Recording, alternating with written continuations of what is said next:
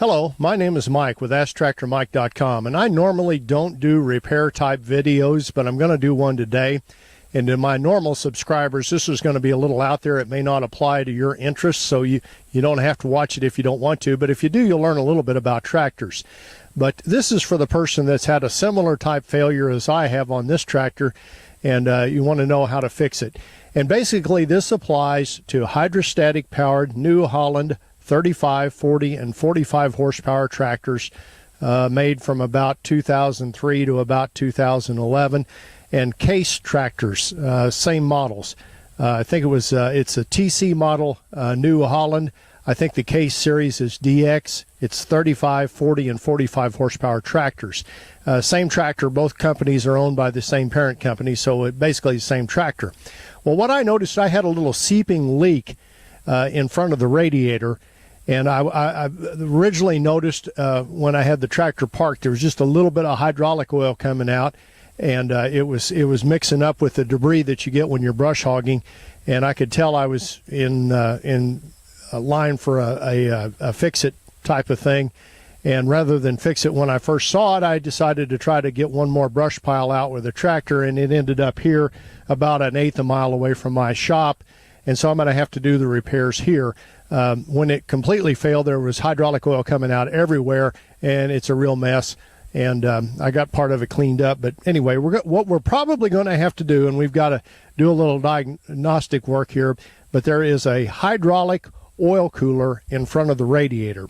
Now, the hydraulics on one of these tractors, and a lot of tractors are similar to this design, control the loader and the three-point operation, but they also control the hydrostatic drive, and that's the forward and back motion of the tractor. So if you have a hydraulic failure, you not only lose hydraulics up and down, but you also lose forward and reverse. Luckily, this tractor's hydraulics were still working when I shut it off. When I saw hydraulic oil coming out everywhere, and it came out everywhere. I've got a nice streak down my driveway, and I've got a brown spot in the grass. I knew it was time to stop it and get it repaired. So what we're going to do, open up the hood, and right here in front of the radiator, you'll see like a little mini radiator that is for hydraulic oil. And with hydrostatic drive, you have to keep the oil cool because it's asked to do a lot of things. So we've got a little mini radiator.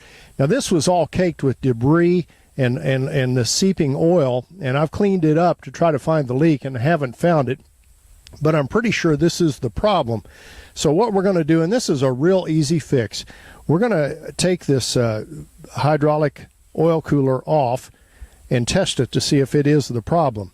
And I can tell you, I used to work in a New Holland dealership, and I was there when these tractors were fairly new.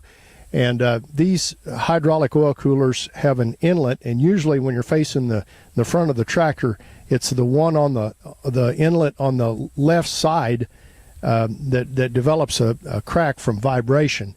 And we fixed a lot of them under warranty, and I wish this one would have gotten repaired under warranty, and maybe it did, and it's failed again. But anyway, what we're going to do, it's real easy to find out if you've got a problem here.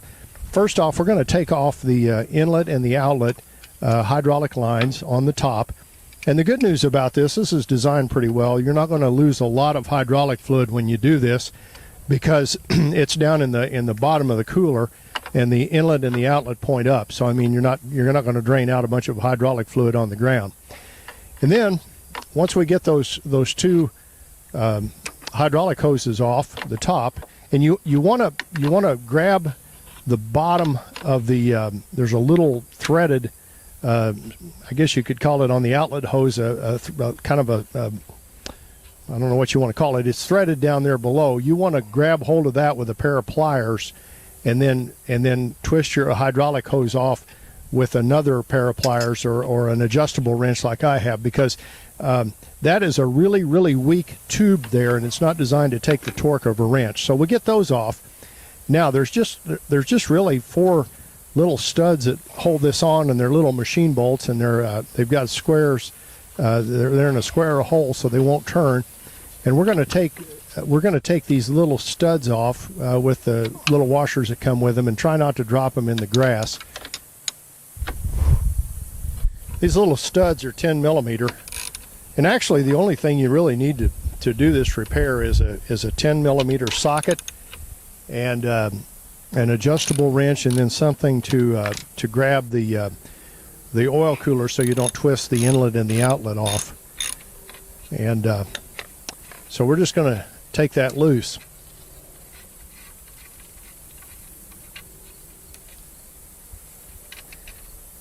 Now once we've got it off, here's what's going to determine whether that was the failure or not. I'm going to blow through one of the inlet or outlet holes with my finger over the other one, and if air comes out, I know this is a problem. And sure enough, it is, and it's the left side, the one that usually fails on this particular model of tractors. The old one had no bracing around the inlet and outlet tubes.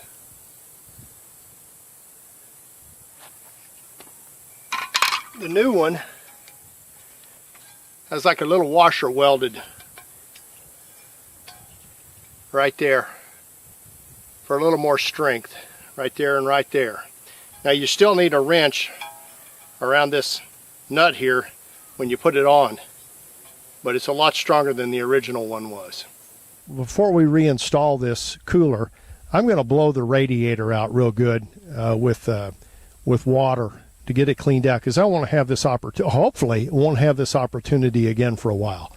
So I'm going to, and I've got a handy tool here to do a radiator genie, it's called, and to blow the debris out of the radiator. We're going to get it good and clean so it's ready to brush hog again, and try to get some of that oil out of there so that stuff doesn't just cake in there. Okay, it's time to reinstall our hydraulic oil cooler, and I'm gonna put it back on, and then we're gonna try to put some oil. I've got my neighbor coming. He's got some hydraulic vacuum equipment, and we're gonna try to bleed the system to get the air out of the hydraulic lines. And I'm gonna guide you through that, just so we don't damage our hydraulic pump after we've got the oil back in. I would recommend filling, and we're gonna do this. I'm gonna fill the hydraulic oil cooler up with hydraulic oil after we've got it mounted, just so there's that much more oil in circulation. And then Wes, my neighbor, is going to show us how to take the vacuum out of the system. What we don't want is to get a big air bubble in there when we first started up, with it being low on hydraulic oil, and possibly ruin our hydraulic pump or hydrostatic drive. There's a lot going on in there with like I said, with hydrostatic drive and with the loader and the 3-point and everything. It's hydraulically powered, and that's all one system, so we don't want to do any damage to that system. Okay, first problem with this is the hydraulic oil cooler has a really small place for the oil to go, and we want to fill it up before we start. And so here's what we're having to do, and this is going to be kind of a slow process, I think, but we won't spill anything.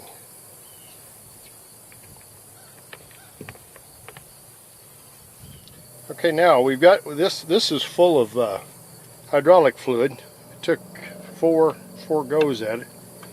So now we're going to put this on, and we're going to try to get the air out of the system. So we're just going to put that on hand tight for now. And Wes, you're going into, let me get the camera here and show what we're doing. Wes is going to take his vacuum system there and plug into the other side and try to draw air out. See if we've got any oil at all left.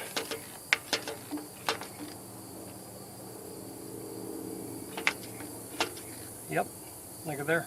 There's oil. I wonder if we hadn't ought to pull from the other side.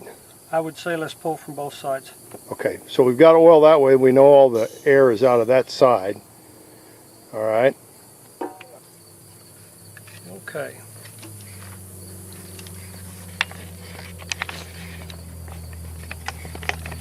This is like bleeding the brakes, only with hydraulic fluid.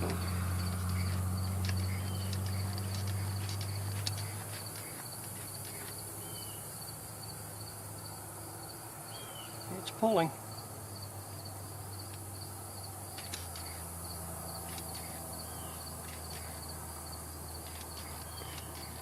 Wes got this device at O'Reilly for What'd you say, 40 bucks? Yeah, $44, I believe. There comes the oil. Just a little bit. It's trying. The pump may be hindering us on this side. Yep. There we go, look. 15.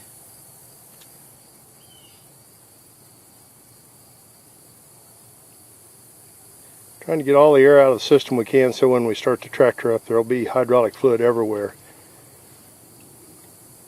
Let's say the pump is only going to allow us to pull so much. It's not losing any vacuum. That's a good sign. Yeah. The fill for the hydraulic system is right here. Nice and handy and easy to get to. Fortunately, we have this jug with this tube on it. It should make the job easy. And here we go. We had a little leak at the beginning because we didn't get, I didn't get those fittings quite tight enough. They've got to be really tight or they'll get a little bit of a leak. But we got everything going now, and